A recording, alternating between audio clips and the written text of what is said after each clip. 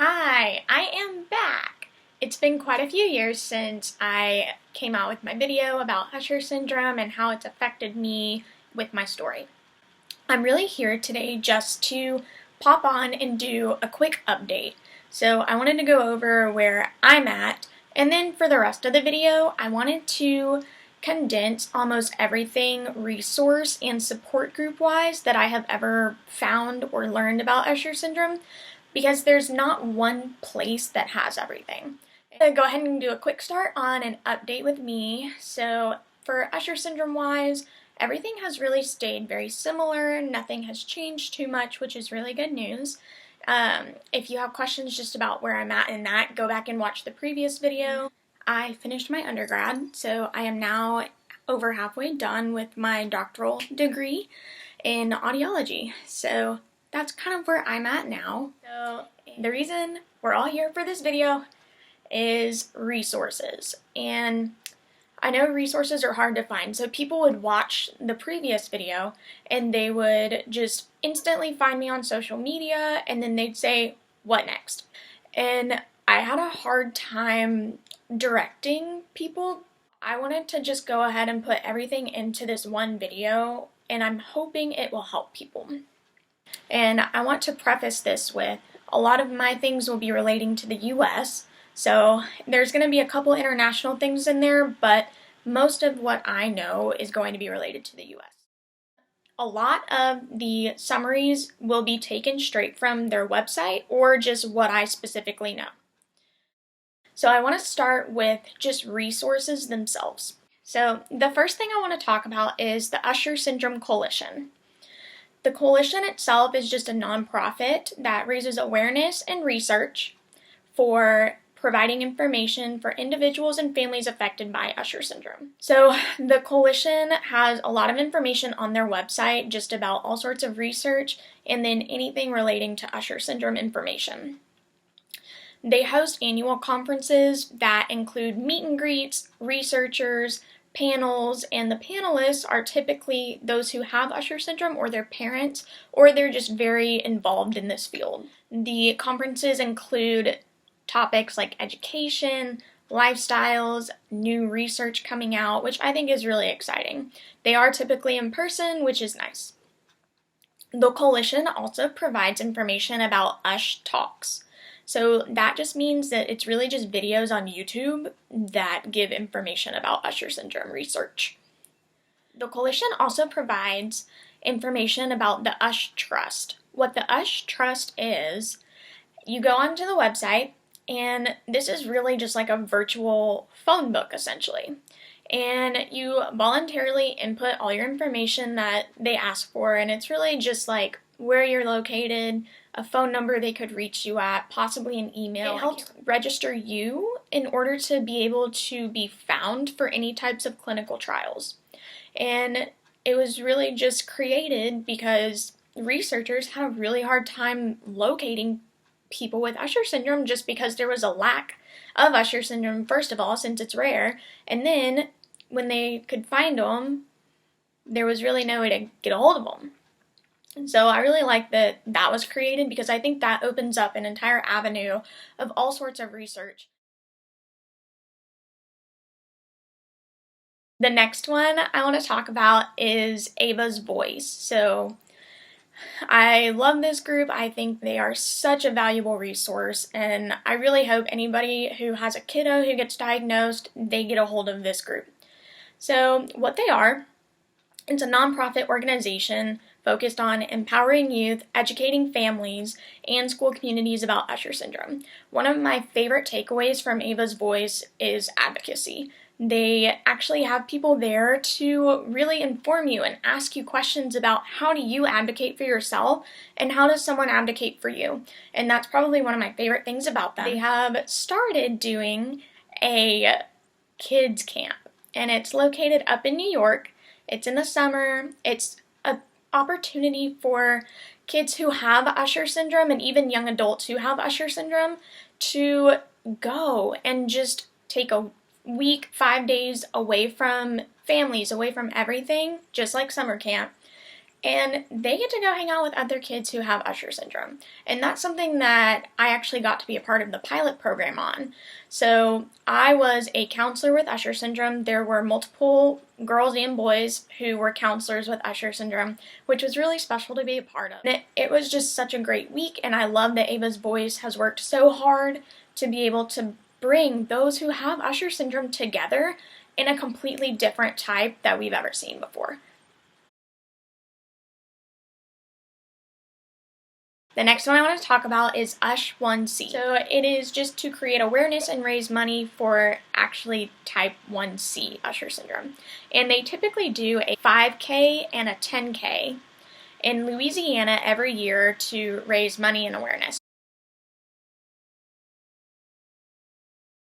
The next one is the Usher Syndrome Society. So this is just a nonprofit that uses art, educational events, and collaborations to raise awareness and money about Usher syndrome. The next one is the Molly Watt Trust. This is really to help gain accessibility to certain things like books, Kindles, anything accessibility related, and that's really what they are created for. Okay, the next thing I want to talk about is support groups. I think it's such a great thing to be involved in a support group of some kind. But like anything, when you get on the internet and you start looking up things, it can be overwhelming, especially if you're reeling from any type of diagnosis. You just want one specific group for maybe where exactly you're at right now in your life. So the first thing I want to go into is just a very general support group. This support group is called DeafBlind Thoughts. This is not just Usher syndrome. This is any type of deaf blindness. And I think it's a great group. There's a lot of people in it, and people post all the time. They post anything and everything. But I had a lot of enjoyment from this group, just of learning other perspectives and seeing how other people are dealing with things. And so I think they're a great group for that. The biggest Usher syndrome group itself is going to be the Usher Syndrome Support Group of America. I know there's others that are not just America, but Usher Syndrome Support Group of America is strictly geared to America. We've got a couple international ones that I'm just going to put in here just so if people really want them, go find them. So there's Usher Syndrome Canada, UsherVibe, and that is specifically for the United Kingdom, and that just connects with others. You can definitely be a part of it if you are not in the United Kingdom, but it really is for the United Kingdom to find others in that area for their connections. The last international one I want to talk about is the International Usher Syndrome Network. So this is really just a support group for those with Usher syndrome or any type of dual sensory vision and hearing loss. And that's just more of a broad description of it. Next one to talk about is Usher Syndrome Parents. So this one is specifically geared toward parents who have children with Usher syndrome. There's one that I actually recently found out about, and it is called Awesome Moms with Ush. So this group is specifically for those who are moms and they have Usher syndrome. So if you are a mom who has a child who has Usher syndrome, this is not the group for you. And it's kind of hard to make like certain distinctions, but everybody really needs their own place, and I think sometimes we forget about that. And I really do think every single group talked about in this video is going to be very beneficial to somebody who needs it at this point in their life. The next one is Usher Syndrome families, this one is geared more toward Usher Syndrome Type 1D. The next one is young adults living with Usher Syndrome. And I know this one specifies ages 18 to 28. And so you just go through, you answer some questions, you say, do you have Usher Syndrome? What's your age? And it just kind of takes you through a couple things for this Facebook group.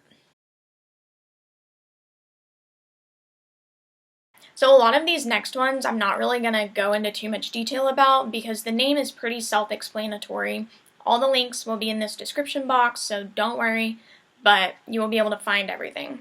The next one, Usher Syndrome Type 3, a support community.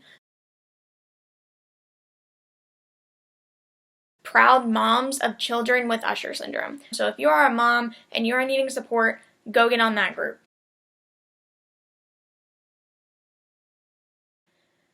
The next one is Usher Syndrome DeafBlind Support System.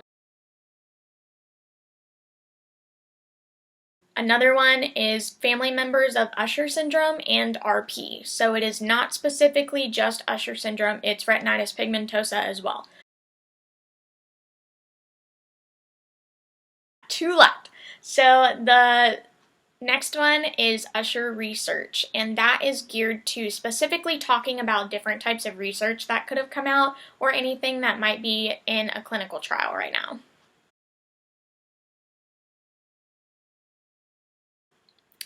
The last one I want to talk about is the Usher Syndrome Support Group, and I don't have much about that one, it's just a support group for Usher Syndrome. And I really wanted to make this video because everything can be so hard to find, especially if you are reeling from a diagnosis, you're a parent and you're reeling from a diagnosis of your kiddo.